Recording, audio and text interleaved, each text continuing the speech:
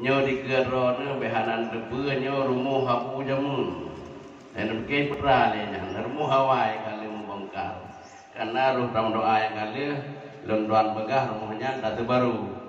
kali hata bongkar dan kadang damai alhamdulillah yang kenyan karena ile maka kita nyo menyetertu 26 bon tanah 2 juta tapor jut bon tanah kalau bebek tentu 26 2 juta tapor tanah minta bank kan minta 2 juta tapor tanah napen Padu leher tu 20 nah leher tu juta nya maksud minta 2 juta tapor tidur pimpinan 2 juta minta belir mantap bagi yang prop di kampung dan yang pimpinan kan nah 2 juta kami laju kenot tidak melau ke kali ini apa ya mangat ke mangat awak olehnya nyu kuburan tapagah haurannya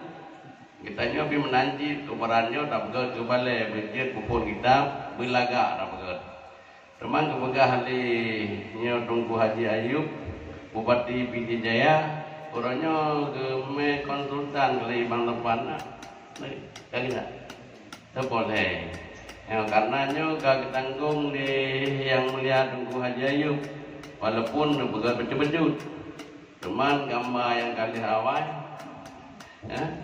gambar yang kali Hawaii, nah payah renovasi becut dengan lebih indah dan lebih lega, tidak boleh kita nyo sehingga bermejih lah bacut bermehi kubu abu katanya yang hebat walaupun hanari abu katanya anak abu